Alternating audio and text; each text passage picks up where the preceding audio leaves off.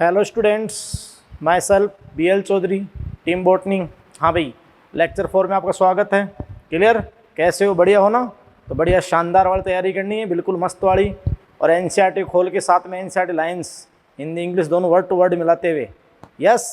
तो बेटा जी, previous lecture 3 में अपन ने बायोनोमियल नोमेनक्लेचर के रूल्स, क्योंकि जो सबसे बायोनोमियल नोमेनक्लेचर के संस्थापक थे लीनियस और कैरोलस लीनियस, आपको मैंने बताया था 1751 में उन्होंने फिलोसोफिया बोटनिका में उसका इंट्रोडक्शन दिया।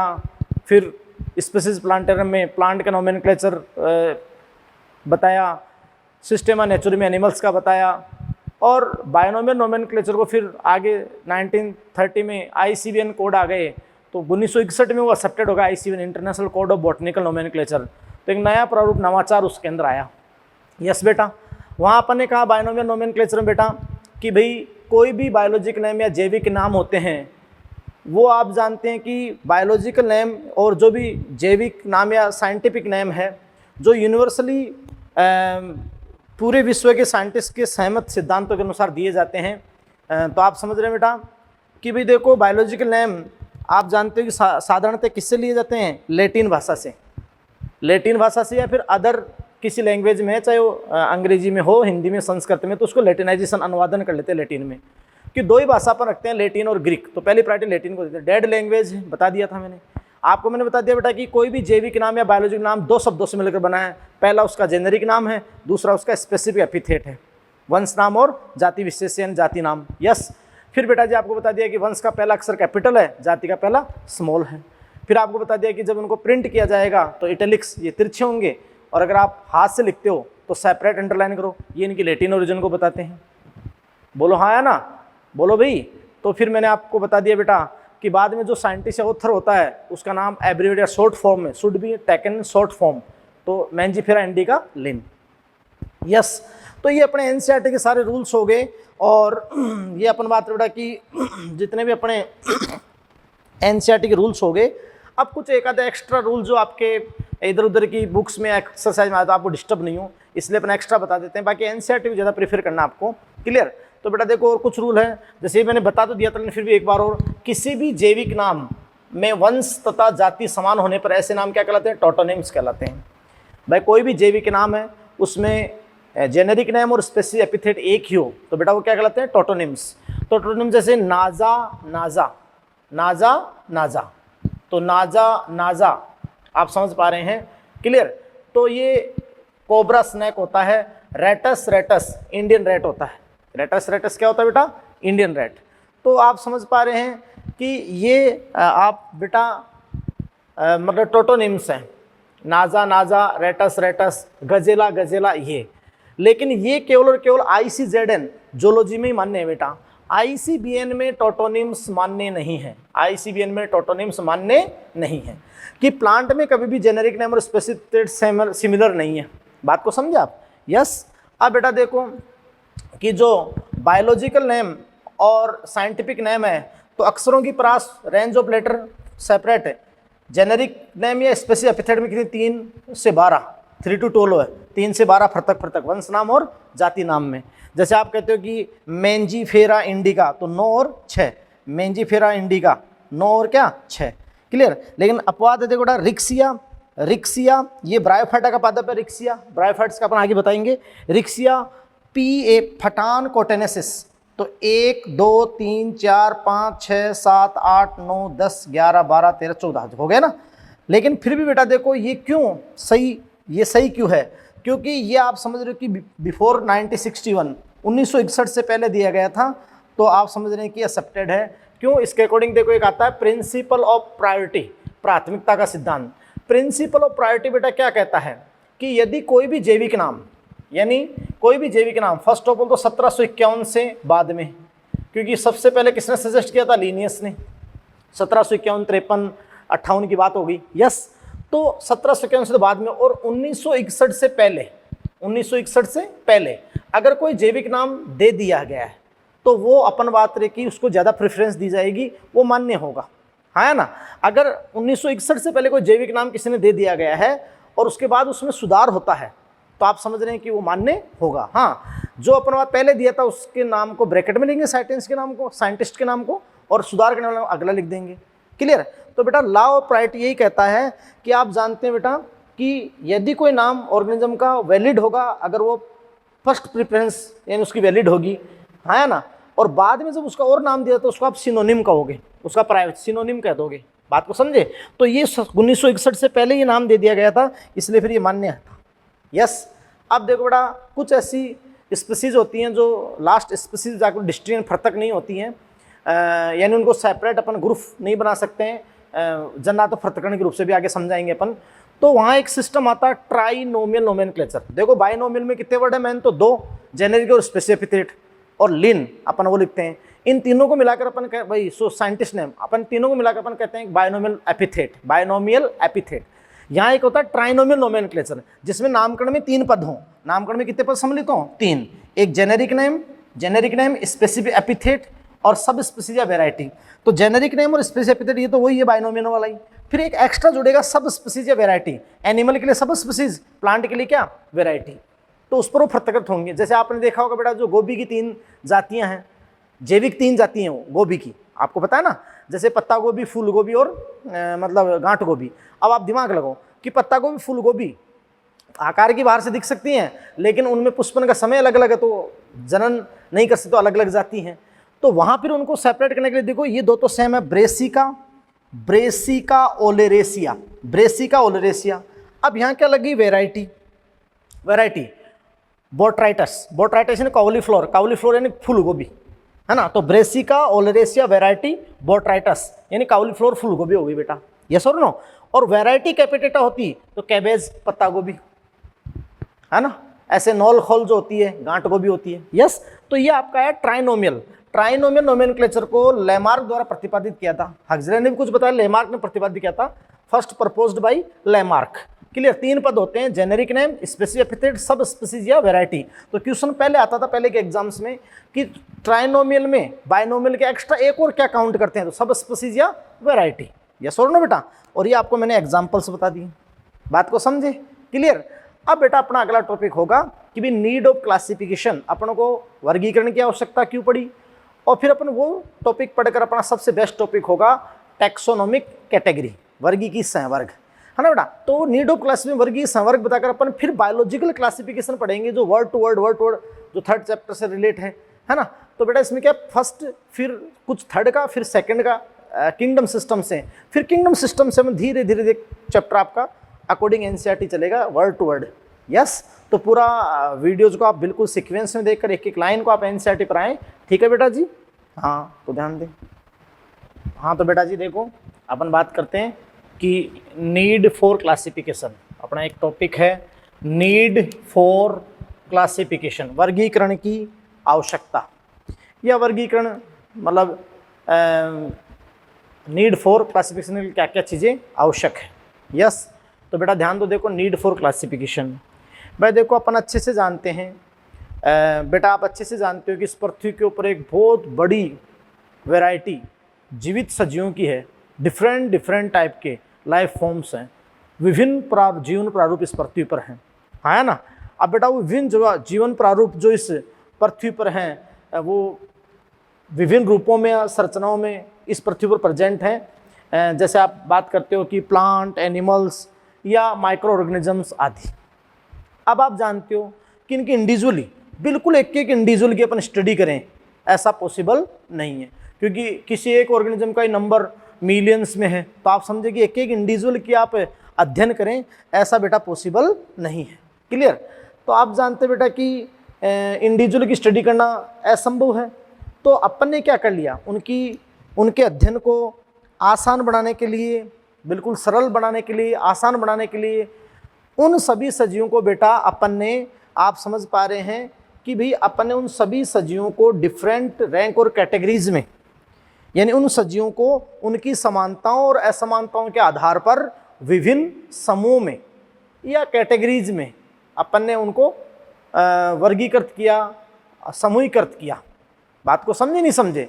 तो बेटा आप समझदार हो कि जैसे अपन बात रहे कि सोलेनम ट्यूबरोसम कितनी संख्या, सोलेनम वंश में जाए कितनी संख्या आ जाए फिर, तो समानता और समान समान का ग्रुप और अदर से वो कैसे डिफरेंस या रिलेट है, तो वैसे अपन उनको आगे से आगे ग्रुपों में रखते गए।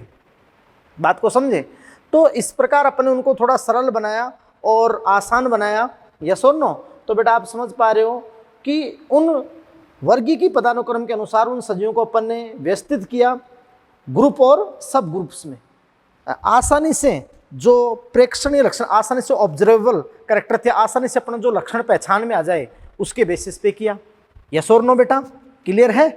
अब आप समझ पा रहे हैं बेटा जी कि भाई आप समझ पा रहे हैं कि जैसे अपन वीट है, डॉग है, रैट है, तो इन सबको अपन ने जैसे अपन कह सकते हैं कि जैसे वीट गेहूं, डॉग कुत्ता, या जैसे अपन बात बेटा कि ये अपन आप बेटा कह सकते हो कि रैट, इनको अपन ने विशिष्ट लक्षणों के आधार पर अपन इनको पहचाना और आप जानते हो कि उनके कुछ अभिलाक्षणिक लक्षणों के आधार पर इनको अपन ने एक विशिष्ट कैटेगरी से इनको संबंधित कर दिया। यस और नो? तो ऐसा करके अपन बात रहे कि अपन ने भाई वर्गीकरण होता ही क्या है कि सजीवों को उनकी समानताओं और असमानताओं के आधार पर पहचान कर उनकी ग्रुपिंग करना, हाँ है ना। और आपने देखो बेटा टैक्सोनॉमी की पहली दो आवश्यकताएं, पहला ऑब्जेक्ट था अपन आइडेंटिफिकेशन, तो उससे पहले अपन कैरेक्टरिस्टिक का अध्ययन करते हैं, लक्षणों का अध्ययन करके अपन आइडेंटिफिकेशन कर लेते हैं। फिर अपन एक साइंटिफिक नेम, उसको universal international scientific name provide कर देते हैं। और बाद में अपन बात की ग्रुपिंग सब ग्रुप के अपन क्लासिफिकेशन की बात करते हैं। हालांकि यहाँ अपन पहले टैक्सोनॉमी कैटेगरी पढ़ेंगे, उसके बाद अपन बात की बायोलॉजिकल क्लासिफिकेशन का स्टडी करेंगे फर्स्ट चैप्टर पूरा होने के बाद। बात को समझे? तो फिर देखो अपना एक टॉपिक स्टार्ट होता है टैक्सोनोमिक कैटेगरी, वर्गीकी संवर्ग, जो आपके एनसीईआरटी फर्स्ट चैप्टर में है। टैक्सोनोमिक कैटेगरी बेटा जी क्या स्टार्ट होता है? वर्गीकी संवर्ग। यस, जीवित जीवधारियों के वर्गीकरण का प्रक्रम एक पद की प्रक्रिया नहीं है, एक पद की प्रक्रिया नहीं है ना बेटा। जीवित जीवधारियों के वर्गीकरण का प्रक्रम एक पद की प्रक्रिया नहीं है, not a single step process, है ना भाई। किसी भी जीव को अपन वर्गीकरण तो कोई एक पद में कर दें अपन, भाई ये बस क्लियर। कोई आप समझ रहे हैं बेटा कि जीवित जीवधारी के वर्गीकरण का प्रक्रम कोई एक पद प्रक्रिया नहीं है, not a single step process, जबकि नंबर ऑफ स्टेप सम्मिलित करता है, कई नंबर ऑफ स्टेप्स सम्मिलित करता है ना। कि वो आप जानते हो कि समान के साथ ये संबंधित होता है और अदर से असमान तो उनसे पृथक होता जाता है। बात को समझे? तो उस दौरान आप जानते हो कि नंबर ऑफ स्टेप सम्मिलित करता है जो कि पदानुक्रम हेरारकी को दर्शाते हैं, हेरारकी, है ना। फिर अपन उस विभिन्न पदों में सबसे बेसिक आधारभूत पद भी लेंगे और सबसे बड़ा पद भी लेंगे, तो फिर उनको अपन व्यवस्थित करेंगे। तो तुम जानते हो हेरारकी होती है, पदानुक्रम होता है। हर जगह आप जानते हैं कि सरलतम से जटिलतम की ओर क्या होता है? पदानुक्रम होता है बेटा, हाँ है ना। अतः फिर अपन बात कहते हैं प्रत्येक स्टेप, हाँ कई स्टेप्स है, लेकिन जो प्रत्येक स्टेप है एक रैंक या कैटेगरी को प्रदर्शित करती है। एक स्टेप किसको प्रदर्शित करती है? एक रैंक या कैटेगरी को। बात को समझे? फिर आप जानते हो अतः एक कैटेगरी ओवरऑल टैक्सोनॉमिक अरेंजमेंट, पूरे टैक्सोनॉमिक अरेंजमेंट का एक इकाई है, एक पार्ट है ना। अतः एक category overall taxonomic arrangement, overall taxonomic arrangement का बेटा क्या है? एक पार्ट है, एक भाग है। ओवरऑल टैक्सोनॉमिक अरेंजमेंट का एक पार्ट है, एक यूनिट है ना, इकाई है। अतः टैक्सोनॉमिक कैटेगरी, इसलिए उसको कहते हो टैक्सोनॉमिक कैटेगरी। और सभी टैक्सोनॉमिक कैटेगरी को, सभी टैक्सोनॉमिक एक साथ मिलकर क्या बनाएंगी? वर्गीकी पदानुक्रम, टैक्सोनॉमिक हायरार्की, टैक्सोनॉमिक हायरार्की। अब वो जो टैक्सोनॉमिक हायरार्की में कई सारी वर्गीकी संवर्ग यानी टैक्सोनॉमिक कैटेगरीज हैं, है ना। लेकिन किसी भी जीवधारी का वर्गीकरण करो तुम, चाहे पादप का करो चाहे जंतु का करो, है ना, या अपन बात रहे कि इनवर्टिब्रेट में एनिमल इनवर्टिब्रेट का करो, या कवक का करो, फंजाई का करो, आपको कम से कम ओवरऑल टैक्सोनॉमिक अरेंजमेंट में, पूरे टैक्सोनॉमिक अरेंजमेंट में 7 अनिवार्य कैटेगरी तो लेनी होगी। उसके अलावा एक्स्ट्रा, उसको और अच्छा बनने का आप एक्स्ट्रा ले सकते हैं, लेकिन 7 तो अविकल्पी श्रेणियां हैं। ये 7 अविकल्पी वर्गी की श्रेणियां होती है, 7 ऑब्लिगेट टैक्सोनॉमिक कैटेगरी, 7 ऑब्लिगेटरी या 7 ऑब्लिगेट टैक्सोनॉमिक कैटेगरी, 7 अविकल्पी वर्गी श्रेणियां यानी अनिवार्य है। अब अपन जीवों का वर्गीकरण करने के दौरान इनका अपन डिसेंडिंग ऑर्डर, जीवों का वर्गीकरण के दौरान इनका अपन डिसेंडिंग ऑर्डर, यानी जो सबसे बड़ी कैटेगरी है किंगडम, उससे अपन जाति स्पीसीज की ओर आ सकते हैं, तो डिसेंडिंग ऑर्डर हो गया, अवरोही क्रम।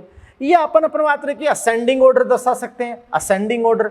असेंडिंग ऑर्डर का मीन हो गया कि बेटा जी आप समझ पा रहे हैं कि सबसे लोएस्ट जाति से अपन जगत की ओर जा सकते हैं। लेकिन तुम अगर किसी भी सजीव का पूर्ण वर्गीकरण देना चाहते हो तो ये 7 कैटेगरी तो अविकल्पी है, अनिवार्य है, इनमें से एक भी कम करेंगे तो पूर्ण वर्गीकरण नहीं होगा। हाँ, उसके बाद अपन बताएंगे कि और कुछ कैटेगरी ली जा सकती है उस वर्गीकरण को अच्छा करने के लिए। अब बेटा जी देखो वो 7 कैटेगरी क्या हैं, उन 7 कैटेगरी का असेंडिंग ऑर्डर क्या है, डिसेंडिंग ऑर्डर क्या है, कैसे उनको अपन अरेंज करते हैं, कैसे सजियों की ग्रुपिंग होती है, तो देखते हैं अपन 7 कैटेगरी। यस, तो बिल्कुल ध्यान से सुनिए। हाँ बेटा, तो देखो बिल्कुल आराम से इजीली आपको सुनाते हैं, इजीली आपको बताते हैं, तो सारे ऑर्डर्स आपको बताते हैं।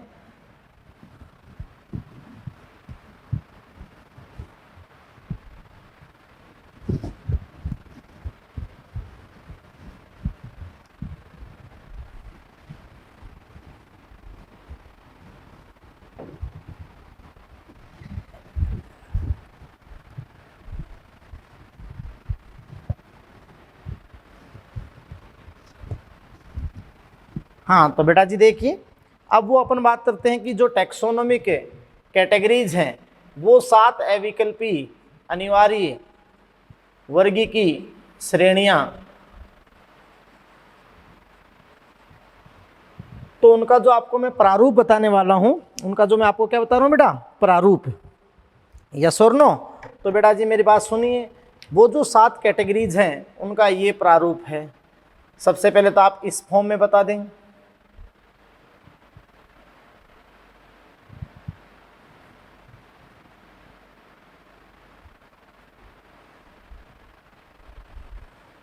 ये देखिए बेटा जी,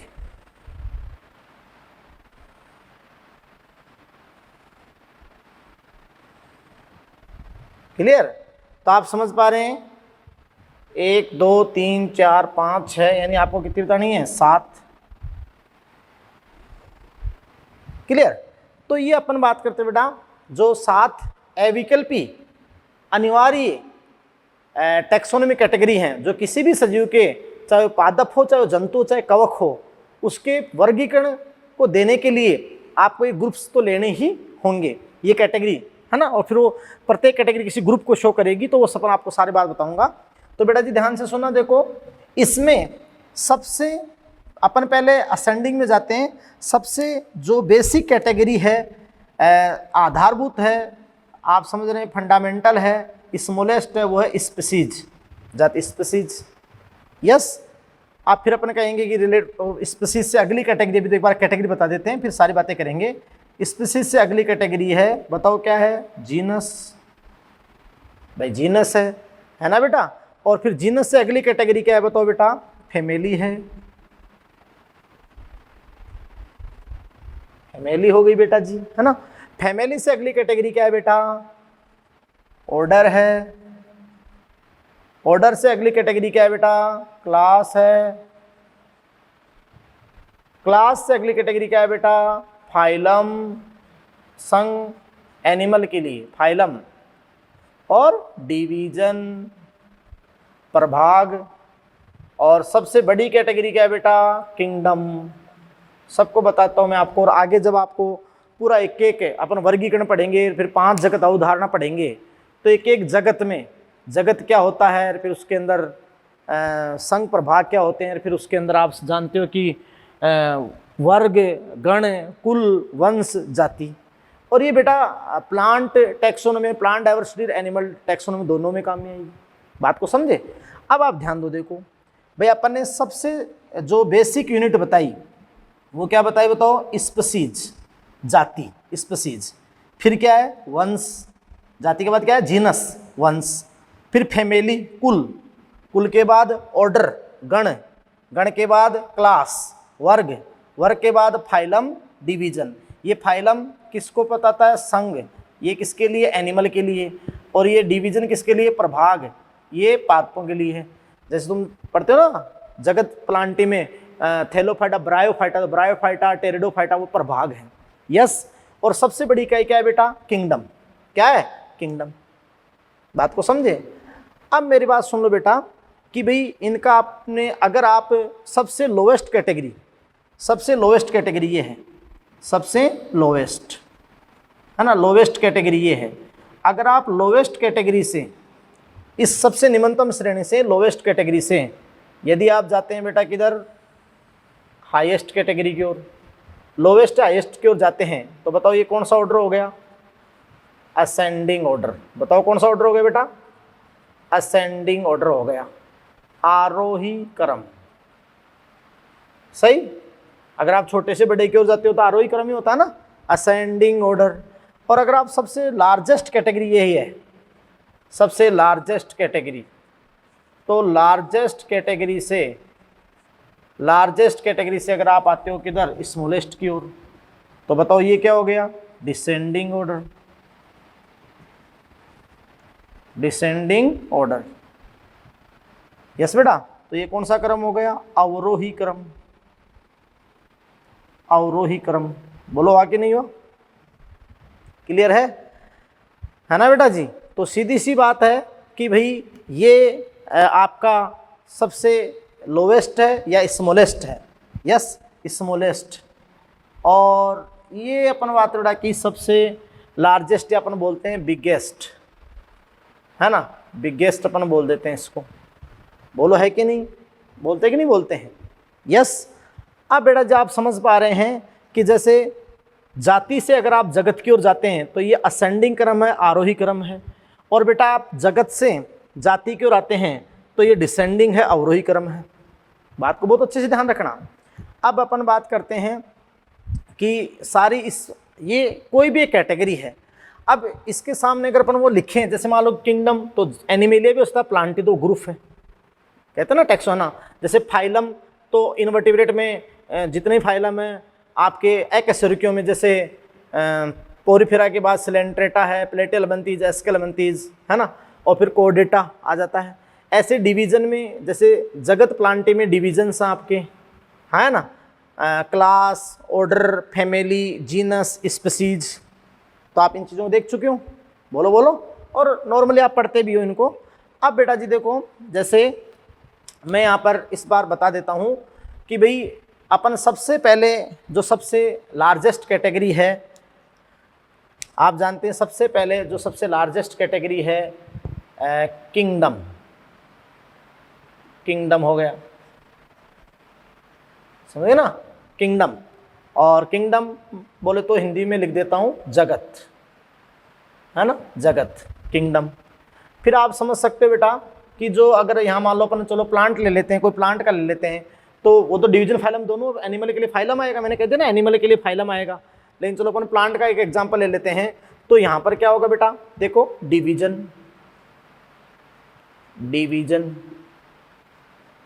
ये लो डिवीजन, प्रभाग, ये लो बेटा प्रभाग। फिर अपन बात रहे कि नीचे वाले कैटेगरी पे आए, तो देखो आप दिमाग लगाओ, क्लास, क्लास वर्ग, है ना, क्लास वर्ग। बात को समझे। फिर आप अगर मान लो नीचे वाले कैटेगरी पे आओ तो ऑर्डर, ऑर्डर गण। फिर आप नीचे वाले कैटेगरी पे आओ तो ऑर्डर के बाद क्या होगी, फैमिली, कुल, पादप कुलों के नाम सुने ना आपने, पादप कुल, कुल। फैमिली के बाद आप जानते हो किस पे आओ, जीनस, वंश।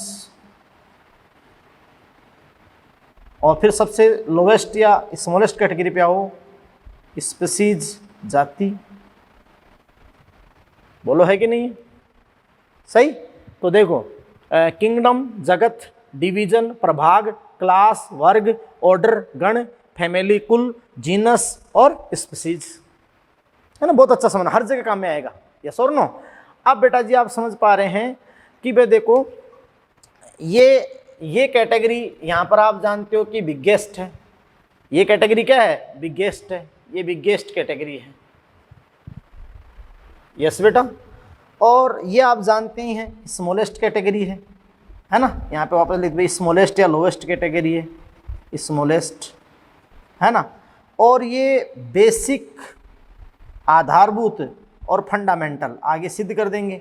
बेसिक आधारभूत यानी फंडामेंटल कैटेगरी है। स्मॉलेस्ट बेसिक आधारभूत, बोलो है कि नहीं है, क्लियर। और आप समझ पा रहे हैं कि ये सारी मतलब कैटेगरीज हैं, ये सारी क्या है बेटा, कैटेगरीज, है ना। तो ये अपन बात कर देते हैं क्या, कैटेगरी, क्लियर। अब अपन ने क्या कहा था, कोई भी एक कैटेगरी एक स्टेप में किसी का वर्गीकरण नहीं हो सकता, सिंगल स्टेप में कई स्टेप्स होती हैं। और कोई भी एक कैटेगरी है ओवरऑल टैक्सोनॉमिक अरेंजमेंट का एक पार्ट होता है। कोई भी एक कैटेगरी ओवरऑल टैक्सोनॉमिक अरेंजमेंट का एक क्या होता है, पार्ट, एक भाग होता है, एक इकाई होती है। बात को समझे। अब बेटा जी आप आराम से आ जाएं, भी देखो यहाँ पर आप कोई भी एक एग्जाम्पल ले सकते हो, है ना, कोई भी एक एग्जाम जो इंसान बहुत दे रखे हैं। जैसे वीट होता है, गेहूँ, उसका ट्रिटिकम एस्टियम नाम होता है कि नहीं होता है, सॉरी हाँ ट्रिटिकम एस्टियम होता है, आप समझ रहे हैं। जैसे आम का मेंजिफेरा इंडिका होता है कि नहीं होता है। जैसे आलू का सोलेनम ट्यूबरोसम होता है कि नहीं होता है, अरे बोलो, तो आलू का क्या होता है बेटा, सोलेनम ट्यूबरोसम। बात को समझे। तो मेरी बात सुने बेटा कि आलू का नाम होता है सोलेनम ट्यूबरोसम, क्लियर। और जैसे अपन बात बेटा कि आम का मेंजिफेरा इंडिका बता दिया, आलू का सोलेनम ट्यूबरोसम बता दिया, ब्रिंजल का बैंगन का सोलेनम मेलोंजिना बता दिया नहीं बता दिया। और आप समझ पा रहे हैं कि वीट का अपन ने बता दिया। तो तुम कोई भी एक पादप ले लो, कोई भी एक, बात को समझे नहीं समझे, तुम वीट ले सकते हो, तुम पोटैटो ले सकते हो, और आप समझ पा रहे हो बेटा कि तुम मतलब क्या ले सकते हो, वीट ले सकते हो, पोटैटो ले सकते हो, या फिर क्या ले सकते हो, तुम ले सकते हो अपन बात बेटा आम मेंजिफेरा इंडिका ले सकते हो। यस। तो देखो बेटा जी सीधी सी बात है कि जैसे अपन पादप और जंतु की बात करते हैं तो यहाँ सबसे जो लार्जेस्ट होती है, पहले तो दो ही जगह थे, प्लांटी और एनिमेलिया। फिर आप जानते हो कि जब प्रोकैरियोट का मोनेरा आ गया, फिर एकोसियोट का प्रोटिस्टा, अपन वो बताएंगे आगे जगत उदाहरण में। तो प्रोटिस्टा, फिर आप जानते हैं कवक एक अलग समूह कर दिया, तो कवक के लिए फंजाई एक अलग समूह, फंजाई प्लांट और एनिमल। लेकिन प्लांट का कौन सा जगत होता है, जो बहुकोश की अलगी, 5 जगत में बहुकोश की अलगी, और जो सारे पादप है ब्रायो, टेरिडो, जिम्नो, एंजियो, उन सबका क्या होता है, आपका जगत प्लांटी होता है। बेटा क्या होता है, जगत प्लांटी। बोलो होता है कि नहीं होता है, क्लियर। अब मैं देखो आपको बेटा सीधी सी बात करता हूँ कि जैसे मैं आपके सामने यहाँ पर पोटैटो सोलेनम ट्यूबरोसम की बात कर लेता हूँ। मैं एक दो एग्जांपल बता देता हूँ आपको। तो मान लो अपन किसी पादप का पूरा विवरण दे रहे हैं, किसी पादप की जाति का पूरा विवरण दे रहे हैं, ओवरऑल टैक्सोनॉमिक अरेंजमेंट दे रहे हैं, तो 7 अविकल्पी श्रेणियाँ, 7 ओब्लिगेट टैक्सोनॉमिक कैटेगरी आपको इंक्लूड सम्मिलित करनी ही करनी होगी। तो देखो बेटा कि किंगडम, तो मैं किंगडम को यहाँ क्या बोलूँ, प्लांटी। बोलो बेटा मैं क्या बोलूँ किंगडम को, यहाँ प्लांटी। हो गया नहीं हो गया। तो आप समझ पा रहे हैं कि ये ग्रुप हो गया, ये क्या हो गया, ग्रुप। ये आप समझ रहे हैं कि कैटेगरी है, वो उसको भी आप कैटेगरी कह सकते हैं, वो ग्रुप हो गया, वो पर्टिकुलर ग्रुप हो गया। जैसे टैक्सोन बोल सकते हो आप उसको, अभी बताएंगे सारी बात, है ना। तो जैसे प्लांटी। अब आप डिवीजन, तो प्लांटी में आप जानते हो कि ब्रायोफाइटा, टेरिडोफाइटा, जिम्नोस्पर्म और एंजियोस्पर्म। तो डिवीजन आप क्या ले लो, डिवीजन आप ले लो क्या, एंजियोस्पर्म। डिवीजन आप क्या ले लो, सबसे जो एडवांस पौधे होते हैं ना आवर्त बीजी है, ये लो एंजियोस्पर्म। सही। अब इस आवर्त बीजी में कितनी क्लासेज होती है, 2 ही होती है, डाइकोट और मोनोकोट। बात को समझे कि नहीं समझे। तो आप समझ रहे हैं कि बेटा आप इसमें डाइकोटिलिडी आप ले सकते हो, यानी ये आपने क्लास ली, डाइकोट ले लो आप तो पहले, है ना, डाइकोटिली आप ये लो, क्लास ले लिया आपने। बात को समझे नहीं समझे। तो आपने बेटा क्लास ले ली डाइकोटिलिडोनी, मतलब डाइकोटिलिडोन्स, है ना, ये आपने क्लास ले ली। सही। अब बेटा देखो इसके अंदर अगर मान लो अगर आप पोटैटो लेते हो तो वहाँ आगे आप सारी चीज़ देखोगे। अगर आप आम का भी वहाँ नाम दे रखा है तो वहाँ आप जानते हो कि आम के लिए जो ऑर्डर दे रखा होता है, आम के लिए मैं आपको बताना चाहता हूँ बेटा कि जो आम के लिए ऑर्डर दे रखा होता है वो सैपनिडियल्स दे रखा होता है। और आपको पता है कि पोटैटो के लिए मतलब जो ऑर्डर दे रखा होता है वो पोलीमोनियल्स आपका दे रखा होता है। तो देखो अपन पोटैटो के लिए लेते थे, यहाँ पर अपन बात करते हैं पोलीमोनियल्स। ये पोलीमोनियल्स आपका ऑर्डर हो गया, गण हो गया। यस, गण हो गया कि नहीं हो गया। अब आ जाओ फैमिली, फैमिली आपकी क्या होगी, सोलेनेसी। बोलो क्या होगी, सोलेनेसी। सही, ये लो सोलेनेसी हो गई। अच्छा बताओ जीनस क्या हो गया, सोलेनम। सोलेनम, सोलेनम हो गया। और बताओ स्पीसीज क्या हो गया, ट्यूबरोसम। ट्यूबरोसम। अब बेटा देखो अपन जो और फर्क करते जाते हैं, जैसे मान लो कि यहाँ पे एक दिमाग लगाने चीज थी, अगर मैं यहाँ ब्रिंजल लेता, बैंगन लेता, तो प्लांटी, एंजियोस्पर्म, डाइकोटिलेडोनी, पोलीमोनियल्स, सोलेनेसिस, सोलेनम, यहाँ मेलोंजिना हो जाता। बस यहाँ पर क्या हो जाता, मेलोंजिना, क्योंकि वो एक ही वंश की संबंधी जाती है ना। ऐसे अभी अपन आगे जाकर सारी बातें करेंगे, यस और नो। तो देखो बेटा जी ये सारी बात आपकी हो गई। अब यहाँ पर अगर मैं मैंगो लेता, मैंगो, तो देखो मैंगो कहाँ अलग हो जाता, प्लांटी, एंजियोस्पर्म, डाइकोटिलेडोनी होता, लेकिन यहाँ सेपनेडियल्स होता है ना। यहाँ एनार्कडेसी फैमिली होती है, एनार्कडेसी है ना, और यहाँ मेंजीफेरा, और यहाँ पर क्या होता, इंडिका। बोलो हाँ या ना, बोलो बेटा, है ना। तो आप समझ पा रहे हैं बेटा कि देखो ये किसको रिप्रेजेंट करते हैं, ये जो आप जानते हो बेटा कि ये किसको रिप्रेजेंट करते हैं, ये सीधी सी बात है कि ये रिप्रेजेंट करते हैं भाई, ये तो हो गई कैटेगरी है ना, ये तो टर्म हो गई कैटेगरी, लेकिन ये विशिष्ट बात हो गई। तो आप समझ रहे हो कि यहाँ ये किसको रिप्रेजेंट, जैसे प्लूरल, प्लूरल आपका क्या होता है, टैक्सा। ये पर्टिकुलर सिंगुलर किसको, टैक्सोन को, टैक्सोन को रिप्रेजेंट करते हैं। किसको रिप्रेजेंट करते हैं बेटा, टैक्सोन को, है ना। या टैक्सोन को यानी इसमें क्या ग्रुप इंक्लूड होते हैं, इनमें क्या इंक्लूड होते हैं, ग्रुप, कोई भी ग्रुप जिसको आप आसानी से ऑब्जर्वेशन, आसानी से प्रेक्षण करने लक्षणों के आधार पर आप बेटा उसको क्या कर लो, पहचान लो। जैसे मैं क्लास दे दूं लेकिन एक इंसेक्टा दे दूं, तो तुम एक इंसेक्टा को 3 जोड़ी टांगी होती है ना, 3 पेयर जॉइंटेड लेग, तो 3 पेयर जॉइंटेड लेग रखने वाले जितने भी जीवों का समूह आएगा किसमें आएगा, इंसेक्टा में आएगा, है ना। तो ऐसे अपन बात करें बेटा कि जैसे पक्षी हैं, एवीज हैं, है ना, तो वहाँ अपन बात करें कि न्यूमेटिक बोन्स हो गई, बीक रखने वाले, चोंच रखने वाले, न्यूमेटिक बोन्स रखने वाले, वातिलस्तियाँ रखने वाले ना। बात को समझे नहीं समझे। ऐसे अपन ने भी सोलेनम का किया, तो सोलेनेसी फैमिली में आप जाकर देखोगे आगे कि भाई द्विअंडपी संयुक्त अंडे अंडा से होता है, तिरछा, वो अंडप तिरछे व्यवस्थित होते हैं 45 डिग्री पर, और स्तंभ अक्षी बीजान्यास होता है। बात को समझे। तो ये प्लूरल टैक्सा, टैक्सोन यानी ग्रुप इंक्लूड होते हैं। क्या इंक्लूड होते हैं, ग्रुप इंक्लूड होते हैं। अभी और बता देंगे इसके बारे में। बात को समझे नहीं समझे। तो ये आपने एक एग्जाम्पल दे दिया। तो आपने देखो एक पोटैटो यानी आलू, तो पोटैटो का ओवरऑल टैक्सोनोमिक अरेंजमेंट, पूरा टैक्सोनोमिक अरेंजमेंट दिया आपने। इसमें से कोई भी एक स्टेप, एक पद है, एक स्टेप उस पूरे टैक्सोनोमिक अरेंजमेंट का एक पार्ट है।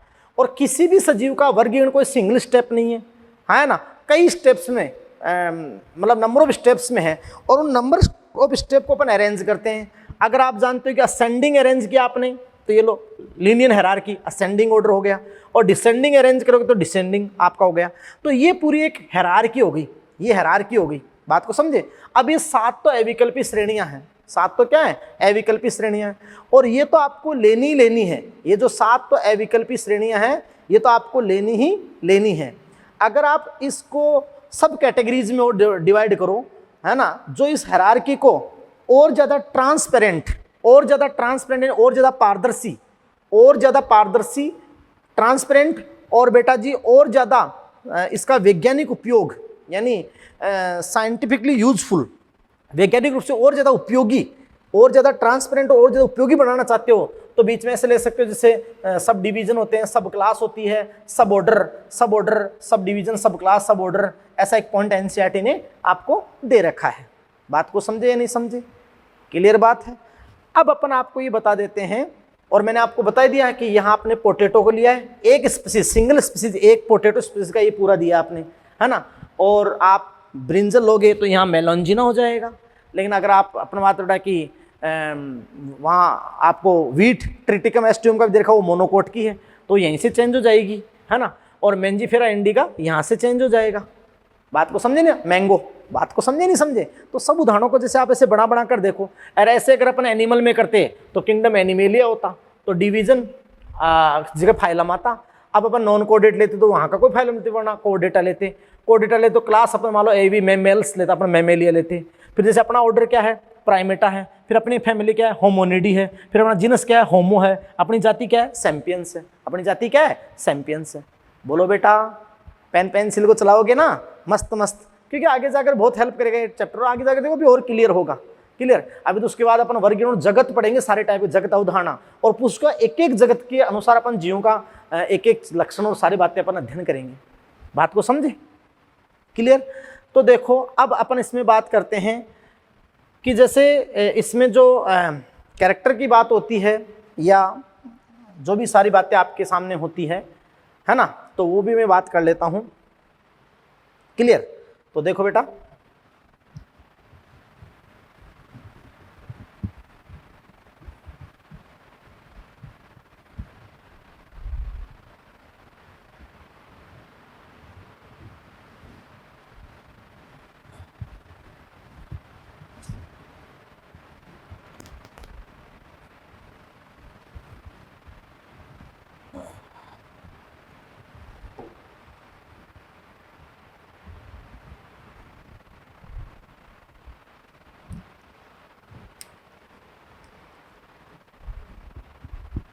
जैसे अपन इन्हीं कैटेगरीज को ऐसे लिख लेते हैं, अपन इन्हीं कैटेगरी ऐसे लिख लेते हैं बेटा कि जैसे ये सबसे हाईएस्ट हो गई किंगडम हो गई, और ये डिवीज़न हो गई, या फाइलम होते की बात करते हैं, और जैसे ये क्लास, ये ऑर्डर, और ये फैमिली, और ये जीनस, और ये क्या स्पीसीज।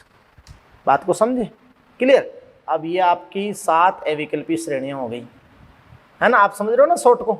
आप इसको दिमाग में समझो ना, आप बेटा दिमाग लगाना, है ना। आप समझ रहे हो ना? Kingdom, division, class, order, family, और जीनस और स्पीसीज। बात को समझे बेटा?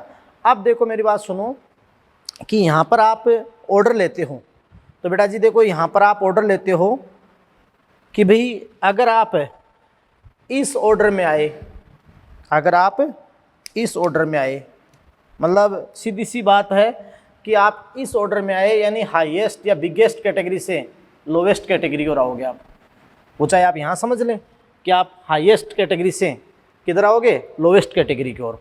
तो आप हाईएस्ट कैटेगरी से बेटा किस की ओर आओगे? लोवेस्ट कैटेगरी की ओर आओगे। बात को समझे नहीं समझे? हैं? तो आपको ही पता है ये कौन सा ऑर्डर हो गया? डिसेंडिंग। यस।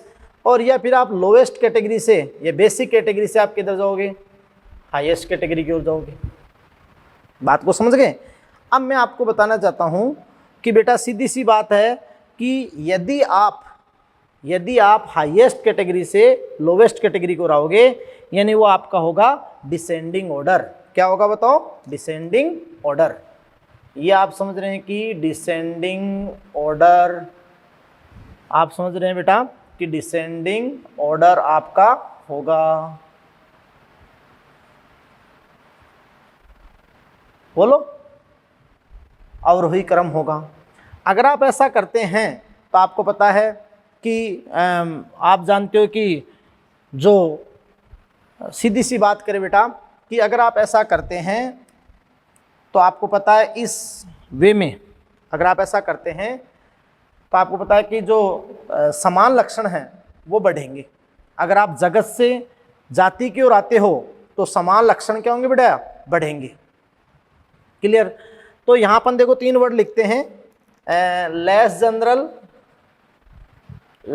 जनरल, अब बताऊंगा मैं, मोर कॉमन, लेस जनरल लिखा अपन ने, मोर कॉमन लिखा बेटा, और मोर स्पेसिफिक लिखा। और क्या लिखा? More specific. बात को समझे? तो भाई अगर आप जगत से जाति को रहे तो less general, more common character क्या हो गए? बढ़ गए ना, मोर कॉमन और मोर स्पेसिफिक। जैसे बेटा इधर ध्यान दो कि एक जगत होता, मान लो एनिमेलिया, उसके अंदर मान लो कि बेटा संघ है कोडेटा। अब एक जनरल कैरेक्टर कोडेटा का, नोटोकोड या वर्टिब्रेट आप अच्छे से जानते हो। यस। ऐसे पर मान लो कि जैसे अपन फिर आ जाए मैमेलिया क्लास है, तो मैमल्स का एक जनरल कैरेक्टर है कि मैमेलरी ग्लैंड्स होगी, और फीमेल में ये ज़्यादा एक्टिव होगी। जब जैसे न्यू बेबी होगा तो उसको न्यूरिशमेंट यानी पोषण कराएगी। लेकिन क्या सभी मैमल से मासिक चक्र होता है क्या? जो स्पेसिफिसिटी है, स्पेसिफिक कैरेक्टर है या इस पे विशिष्टता है, स्पेसिफिसिटी, ये बेटा विशिष्टता है, ये आप जानते हो, जैसे आप जगत से जाति की ओर आते हो, जैसे आप अवरोही क्रम में आते हो, तो आप जानते हो कि स्पेसिफिटी यानी मोर स्पेसिफिक कैरेक्टर क्या होते हैं, बढ़ते हैं, है ना। और जो ग्रुप है उसमें जैसे एक ही जाति के जीवों में जितनी समानता है उतनी एक वंश में नहीं हो सकती। हाँ, एक वंश में संबंधित जातियां होती है तो ऑलमोस्ट समानता तब वो एक वंश में है, लेकिन कुछ भिन्नता भी है ताकि वो अलग अलग जाति है, हाँ है ना। फिर आप कहते हो कि भाई वंश फैमिली, तो जितनी समानता जाति के मेंबरों में होती है फिर वंश के मेंबरों में उतनी फैमिली के मेंबरों में नहीं होती है। बात को समझे नहीं समझे? तो कुल मिलाकर अगर अपन इस वे में जाते हैं तब तो आप जानते हो कि आपका जो लेस स्पेसिफिक वाली बात हो जाएगी, है ना। यानी यहाँ तो अपन कहेंगे कि लेस स्पेसिफिक की बात हो जाएगी। अगर आप ऊपर जा रहे हैं तो लेस स्पेसिफिक हो गया, लेस कॉमन कैरेक्टर और मोर जनरल। बात को समझे? तो इसका जस्ट अपोजिट हो गया ना उधर भाई, लेस जनरल, मोर कॉमन और मोर स्पेसिफिटी, है ना। फिर यहाँ लेस स्पेसिफिक, लेस कॉमन और मोर जनरल। बात को समझे नहीं समझे? तो बेटा जी देखो, एक अपन बोलते हैं जनरल कैरेक्टर क्या होता है? अपन बात उड़ा कि कॉमन तो समान होते हैं, सामान्य जनरली होता है जनरल कैरेक्टर। जैसे पूरी एक क्लास में एक कैरेक्टर है, पूरी मैमेलिया में एक कैरेक्टर जनरल है, लेकिन फिर मैमेलिया के ऑर्डर अलग अलग जाते जाएंगे, ऑर्डर और ऑर्डरों से मतलब मैमेलिया क्लास फिर ऑर्डर से फिर फैमिली से फिर जीनस। तो एक स्पीशीज का जो ग्रुप बनेगा, जितनी ज़्यादा समानता उस ग्रुप में उतनी फिर संबंधित में भी नहीं है, फिर ऊंचे जैसे ऊपर जाते जाएंगे वो उतनी समानता नहीं है। तो आप अच्छे से समझ सकते हैं कि अगर आप जगत से जाति की ओर जाते हैं, है ना, जगत से जाति की ओर जाते हैं, तो आप जानते हो बेटा कि कॉमन कैरेक्टर यानी more common clear, more common हो गया और मोर स्पेसिफिक यानी विशिष्टता बढ़ती है, स्पेसिफिसिटी बढ़ती है, यस, और लेस जनरल। और अगर आप इस वे में जाते हैं असेंडिंग ऑर्डर में, तो आप जानते हैं बेटा कि लेस कॉमन समान लक्षण क्या होते हैं, घटते हैं, लेस कॉमन समान लक्षण घटते हैं। और आप जानते हैं बेटा कि लेस स्पेसिफिक और विशिष्टतम लक्षण भी क्या होते हैं, घटते हैं। वो तो वही बात हो गई। बात को समझे नहीं समझे? तो लेस स्पेसिफिक कम विशिष्ट, लेस कॉमन कम समान और मोर जनरल, मोर क्या जनरल। बात को समझे कि नहीं समझे भाई? वो ग्रुप बड़ा ग्रुप होता जाएगा तो जनरल कैरेक्टर तो उस सबको होल्ड करेगा, मतलब जनरल कैरेक्टर तो, लेकिन समान लक्षण नहीं करेंगे और विशिष्ट भी नहीं करेंगे। बात को समझे? तो सीधी बात यही है, ये अच्छा क्वेश्चन आता है इस साल, 100% क्वेश्चन आने के चांस है इसी साल इस पेपर में आप देख सकते हो। फिर अगले साल आपके कि भाई अगर आप लार्जेस्ट बिगेस्ट कैटेगरी यानी सबसे बड़ी कैटेगरी से अगर आप सामान्य आधारभूत कैटेगरी की ओर जाते हो यानी डिसेंडिंग ऑर्डर अवरोही क्रम में, तो मोर समान लक्षण बढ़ते हैं, विशिष्टतम लक्षण बढ़ते हैं। और अगर आप आरोही क्रम में जाते हो तो समान लक्षण घटते हैं और विशिष्टता घटती है। बाकी वो जनरल मैंने आपको बता ही दिया, आप बात को अच्छे से पकड़ गए होंगे, समझ गए होंगे। बात को समझे? क्लियर है बेटा जी?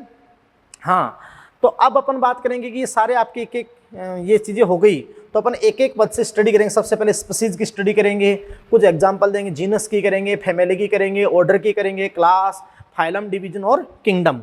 तो ये सारी बात अपन आपको पढ़ेंगे। यस और नो? क्लियर है? बात को समझ पा रहे हो ना? तो चलो अपन आगे पढ़ते हैं। यस, हाँ तो बेटा ध्यान दें। अब देखो अपन किस पे आ गए हैं, टैक्सोन पे। एक टर्म और है टैक्सोन, प्लूरल टैक्सा।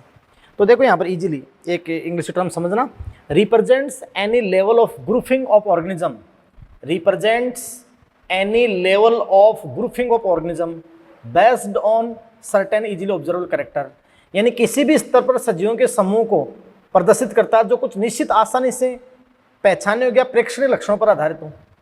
अरे भाई any level of grouping of organism, कोई भी लेवल, चाहे वो जगत पे हो, चाहे वो गण हो, चाहे वो कुल हो, चाहे वंश हो, तो कोई भी एक समूहीकरण, ऑर्गेनिज्म का समूहीकरण। यस, तो represent any level of grouping organism हो गया based on certain easily observable character, जो किस पर आधारित हो, कुछ निश्चित आसानी से प्रेक्षणीय लक्षणों पर आधारित हो, जो आप बाहर से देख सकते हो, इजीली आप ऑब्जर्व कर सकते हो, हाँ है ना। तो किसी भी स्तर पर सजीवों के समूह को प्रदर्शित करता है जो कुछ निश्चित आसानी से प्रेक्षणीय लक्षणों पर आधारित हो। जैसे बेटा एक इंसेक्टा क्लास है, क्लियर। तो आप जानते हो संघ आर्थ्रोपोडा में पहले जगत एनिमेलिया आ जाएगा, फिर संघ आप जानते हो कि आर्थ्रोपोडा आ जाएगा, फाइलम आर्थ्रोपोडा में क्लास इंसेक्टा आ जाएगी। अब वो क्लास इंसेक्टा है ना, तो अपन एक तो क्लास तो रैंक को रिप्रेजेंट करता है क्लास, और उधर आपके ग्रुप ऑफ ऑर्गेनिज्म इंसेक्टा। तो बेटा देखो जो इंसेक्टा है, क्लास इंसेक्टा है, तो इंसेक्ट एक सजीवों के समूह को प्रदर्शित करते हैं, है ना, जो कुछ समान लक्षण साझा करते हैं। सारे के सारे इंसेक्ट, आप जानते हो पृथ्वी पर सबसे ज्यादा इंसेक्ट प्रत्येक 10 जंतु में 7 कीट हैं। तो इंसेक्ट एक सजीवों के समूह को प्रदर्शित करते हैं जो एक समान लक्षण साझा करते हैं, और वो जो समान लक्षण है, समान लक्षण वो क्या है ना, तो वो समान लक्षण है 3 पेयर, क्योंकि हेक्सापोडा होता है ना, 3 पेयर यानी 3 जोड़ी, 3 पेयर यानी 3 जोड़ी, जॉइंटेड लेग्स, जॉइंटेड यानी संधित उपांग। तुम किसी भी कीट को उठा के देख लेना, चाहे तुम कॉकरोच को देखना, चाहे तुम मधुमक्खी को देखना, चाहे श्रमिक मक्खी अपने घरेलू मक्खी को देखना, तुम तितली किसी भी कीट को देखना, उसमें 3 पेयर जॉइंटेड लेग, तो बाहर से इजीली ऑब्जर्व करके अगर तुम्हें 3 जोड़ी टांगे दिखाए, संधि टांगे दिखाए, और जॉइंट होंगे उनमें जॉइंटेड, 3 जोड़ी संधि टांगे दिखाई दे जाए, तो उन सभी सजीवों को एक ग्रुप, वो एक समान लक्षण करे ना, तो एक वर्ग में आगे इंसेक्टा। हाँ, फिर वो अपने विशिष्ट लक्षण के आधार पर स्पेसिफिक कैरेक्टर पर अलग अलग ऑर्डर में जा सकते हैं। बात को समझे नहीं समझे? तो देखो मैं यहाँ एक बार ऐसे, आप जैसे एवीज बर्ड के लिए ले लें, ऐसे जैसे आप प्लांट में सोलेनोमन्स का ले लें, सोलेनोमन्स का कैरेक्टर ले लें, चाहे आप कोई भी ले लें, क्लियर। अब देखो मैं यहाँ पर आपको एक चीज़ लिख के देता हूँ बेटा, सीधी सी बात है कि जैसे मैं लिखूँ कि टैक्सोन, और जैसे मैं लिखूँ कि टैक्सोन, क्लियर, और ये लो कैटेगरी, क्लियर। तो ये विशिष्ट कैटेगरी तो होगी, जैसे ये टैक्सोन और ये कैटेगरी। अब मैं आपसे कहना चाहता हूँ कि देखो ये अपन बात रहे कि टैक्सोन, मान लो मैंने यहाँ पर ले लिया प्लांटी, क्या ले लिया बताओ, प्लांटी, सही। और यहाँ क्या ले लिया, किंगडम। अब किंगडम यहाँ ले लिया, अब किंगडम कैटेगरी है, प्लांटी क्या है, टैक्सोन है, यस। अब बेटा जी यहाँ अपन इसको क्या, जैसे मैं मान लो ये जो टैक्सोन है, ये टैक्सोन भी यानी प्लांटी, ये भी एक वर्गीकरण क्या होगी, स्टेप या यूनिट होगी। स्टेप या यूनिट कह सकते हैं, नहीं कह सकते हैं, स्टेप या यूनिट। और ये कैटेगरी किंगडम भी क्या होगी, स्टेप या होगी। इन दोनों को ओवरऑल प्लांट, किंगडम प्लांटी भी बोले तो भी वही होगी, स्टेप होगी, यूनिट होगी। किंगडम प्लांटी बोले तो भी क्या होगी, स्टेप होगी, हाँ है ना। ऐसे अपन बात करता कि कोई भी अपन पर्टिकुलर एग्जाम्पल ले सकते हैं। चलो इंसेक्ट वाला लेते हैं, इंसेक्ट वाला लेते हैं, है ना। तो मैंने भी आपसे बोला कि जैसे ये टैक्सोन, क्लियर। अब टैक्सोन, और जैसे ये अपन बात रही कि कैटेगरी, ये लो जी कैटेगरी, सही। अब बेटा देखो जैसे मैं टैक्सोन में आपके सामने क्या ले लूँ, इंसेक्टा, वर्ग इंसेक्टा, तो यहाँ मैं क्या लूँगा, क्लास। अब क्लास तो है, क्लास तो एक टर्म है, एक स्टेप है, लेकिन उस क्लास के अंदर जैसे पर्टिकुलर क्लास, एक निश्चित क्लास यानी इंसेक्टा, है ना। तो ये अब ये अपने आप में चाहिए इंसेक्टा ले लो, ये भी उनके जो इंसेक्टा है, इंसेक्ट के लिए एक आप जानते हो कि हायरार्की की एक यूनिट है, स्टेप है या एक यूनिट है, एक वर्गी की वर्ग एक इकाई है। बात को समझे। और चाहे क्लास ले लो तो भी वो भी स्टेप है, यूनिट है। चाहे इन दोनों को एक साथ अपन ले लें तो भी स्टेप हो, यूनिट है। लेकिन वो ग्रुपिज्म को, वो ग्रुपिंग को, पर्टिकुलर लेवल पे ग्रुपिंग, ऑर्गेनिज्म की ग्रुपिंग को, समूहीकरण को प्रदर्शित करता है, दैट इज टैक्सोन। और प्लूरल क्या है, टैक्सा। बोलो बेटा, हमेशा के लिए क्लियर हो गए ना? अच्छे अच्छे बच्चों को डाउट रहता है ना, और अच्छे से इसको पढ़ना, बिल्कुल। अब अपन एक एक कैटेगरी का स्टडी करते हैं। First of all species, then genus, family, ऐसे अपन सारा अध्ययन करेंगे, यस और नो। देखो बात करते हैं बेटा कि जो टैक्सोनॉमी हायरार्की में जो 7 अविकल्पी श्रेणियां, उसमें से फर्स्ट कैटेगरी की बात करते हैं, तो सबसे स्मॉलेस्ट है, लोवेस्ट है, फंडामेंटल है, यानी वो स्पीसीज। तो बेटा ध्यान दो, देखो स्पीसीज जाति, है ना। आप समझ सकते हो कि सबसे छोटी इकाई है, स्मॉलेस्ट है, क्लियर है। लोवेस्ट, स्मॉलेस्ट, आप समझ सकते हैं कि फंडामेंटल यानी आधारभूत इकाई है। बोलो जाति। ये ट्रम स्पीसीज, जाति ट्रम किसने दी, जॉन रे ने। जॉन रे ने केवल बेटा ट्रम दी थी भी, आया ना, जाति की ट्रम दी थी। और वर्गी की पदानुक्रम की ये सबसे छोटी और आधारभूत इकाई है, लिख दिया मैंने, स्मॉलेस्ट और फंडामेंटल यूनिट है। जाति की जो जैविक संकल्पना है, जाति की जो जैविक संकल्पना है, जैविक संकल्पना है, बायोलॉजिकल कंसेप्ट, जाति की जो जैविक संकल्पना है, बायोलॉजिकल कंसेप्ट, वो बेटा किसने दिया? अर्नेस्ट मेयर ने। किसने दिया बताओ? अर्नेस्ट मेयर ने। ये आप समझ सकते हैं कि नीट 2016 का क्वेश्चन है, आपके एग्जाम में स्टेटमेंट है। सत्य सत्य कथन आए थे तो पहला आता है कि जाति की जैविक संकल्पना अर्नेस्ट मेयर ने दी, सही है। और ये जो आपके एनसीईआरटी में वैज्ञानिक परिचय वाला पैराग्राफ शुरू करेगा वहां दे रखा है, बात को ध्यान सुनना, सब कुछ एनसीईआरटी से आता है। तो अर्नेस्ट मेयर ने दी। अर्नेस्ट मेयर ने क्या कहा? जैविक संकल्पना के अनुसार, जाति के बायोलॉजिकल कंसेप्ट के अकॉर्डिंग, जाति की जैविक संकल्पना के अनुसार जाति आकार की रूप से समान या लगभग समान, आकार किया तो पूरा पूरा, और अन्य से आकार की भिन्न भी हो। जैसे आप जानते हो कि ट्यूबरोसम है, मेलोंजिना, ऐसे। तो आप समझ रहे कि लगभग जाति आकार के रूप से समान या लगभग समान सजीवों का ऐसा समूह है जो अंतर प्रजनन, सबसे बड़ी बात जैविक संकल्पना की यहाँ टैक्सोनॉमी में सबसे बड़ी बात यही है कि अंतर प्रजनन कर सके, इंटरब्रीडिंग कर सके, सेक्सुअल अंतर प्रजनन कर सके और नई जननशील संतान उत्पन्न कर सके, न्यू वायबल ऑफस्प्रिंग, नई जननशील संतान उत्पन्न कर सके। बात को समझे? तो बेटा यहाँ टैक्सोनॉमी के अंदर जाति उसी को माना गया जिसमें लैंगिक जनन की क्षमता है, यानी उसके सदस्य आपस में इंटरब्रीड करके, अंतर प्रजनन करके नई जाति, नई जननशील जाति पैदा कर सके। जबकि इकोलॉजी में तो आप पॉपुलेशन में अलैंगिक जनन वाले को भी सम्मिलित कर लोगे, लेकिन यहाँ नहीं करते हैं। बात को समझे? तो ये जाति की जैविक धारणा थी, अर्नेस्ट मेयर ने दी। बहुत इंपॉर्टेंट है कि जैविक संकल्पना के अनुसार जाति आकार के रूप से समान या लगभग समान जीवों का ऐसा समूह है जो अंतर प्रजनन कर सके, इंटरब्रीडिंग कर सके और लैंगिक जनन के थ्रू नई जननशील संतान फिर पैदा कर सके। बोलो हाँ या ना? बात को समझे? क्लियर? अब बेटा जी ध्यान दो कि ये जो जाति की जो जैविक संकल्पना है, biological concept, biological concept, clear? हाँ, जैविक संकल्पना, समझ गए? ये बेटा देखो ध्यान से सुनो कि प्रोकैरियोट्स पे लागू नहीं होती, प्रोकैरियोट्स पर लागू नहीं होती है, बैक्टीरिया पर, साइनोबैक्टीरिया जो भी है, प्रोकैरियोट्स पर लागू नहीं होती है। भाई क्यों नहीं होती है? क्योंकि तुम जानते हो बेटा पूरे मोनेरा यानी सभी प्रोकैरियोट को किस जगह आगे पढ़ेंगे अपन, किस जगह में सम्मिलित किया गया है? मोनेरा में। तो पूरे मोनेरा में सेक्सुअल रिप्रोडक्शन, लैंगिक जनन, सेक्सुअल रिप्रोडक्शन अनुपस्थित होता है। अपन जीवाणु में पढ़ेंगे कि कुछ आदिम तरीके ही हैं जीन ट्रांसफर के, बाकी वास्तव में जो सेक्सुअल रिप्रोडक्शन है, क्योंकि वहाँ प्रोकैरियोट में केंद्रक झिल्ली नहीं होती, तो जब केंद्रक स्टोन प्रोटीन नहीं है तो गुणसूत्र नहीं बने, गुणसूत्र नहीं बनेगा तो माइटोसिस, मियोसिस यानी समसूत्री विभाजन और सूत्री विभाजन नहीं होगा तो युग्मक ही नहीं बनेंगे, और युग्मक नहीं बनेंगे तो जब तक युग्मक का संलयन नहीं होता तब तक आप जानते हो सेक्सुअल नहीं होता है। तो सेक्सुअल रिप्रोडक्शन क्या होगा? एब्सेंट। क्लियर? तो आप तभी तो माइक्रो ऑर्गेनिज्म टैक्सोनॉमी में आप बायोलॉजिकल स्पीसीज या बायोलॉजिकल कंसेप्ट में आप सम्मिलित नहीं करते। अच्छा सुनो, उन यूकैरियोट को भी नहीं सम्मिलित करते, उन यूकैरियोट्स को भी सम्मिलित नहीं करते,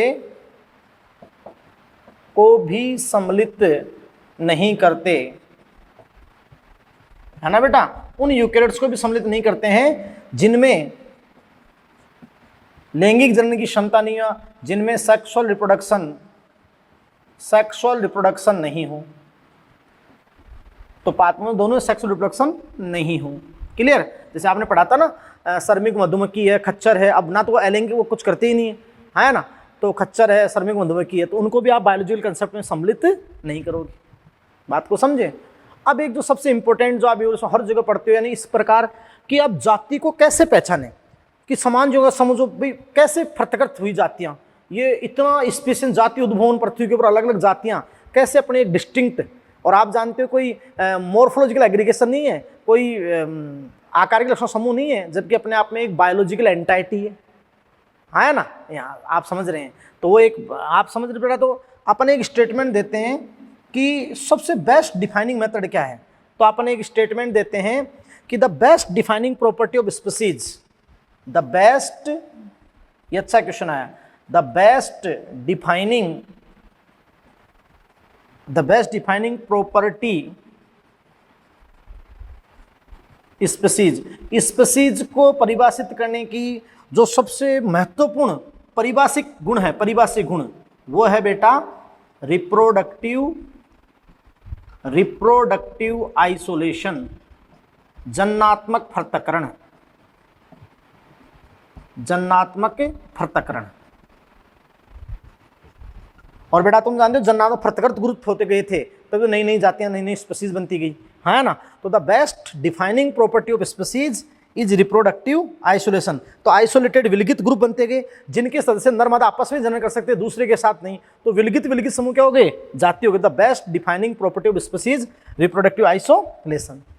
ऐसे बेटा देखो अपन बात करते हैं सिबलिंग जातियों की, कि भाई ये जो आपने भी पत्ता गोभी फूल गोभी ने पढ़ा था ना, तो वो एक जैविक जाति नहीं 3 जैविक जाति हैं, क्योंकि वही समूह होता है जो आपस में। अब पत्ता गोभी फूल गोभी में कभी भी आपस संकरण कभी भी नहीं हो सकता है, क्योंकि पुष्पन का समय अलग अलग है। बात को समझे। तो वो आकार की जो समान दिखे लेकिन जनन आपस में जनन नहीं कर सके, तो सिबलिंग जातियां होती है। क्या होती है, सिबलिंग जातियां। ऐसे और भी टर्म्स हैं। तो बेटा देखो अपन ये पहला पद क्लियर कर दिया, और अब अपन जैसे जीनस है, फैमिली है, इन सबको अपन नेक्स्ट लेक्चर में करेंगे। Thank you very much. मस्त रहें, अच्छे रहें और मस्त तरीके लगे रहें। तो कल अपन अलग कैटेगरीज भी करेंगे और बहुत सारे क्वेश्चंस भी डिस्कस करेंगे साथ साथ में, अच्छे अच्छे क्वेश्चन डिस्कस करेंगे। Okay, thank you very much.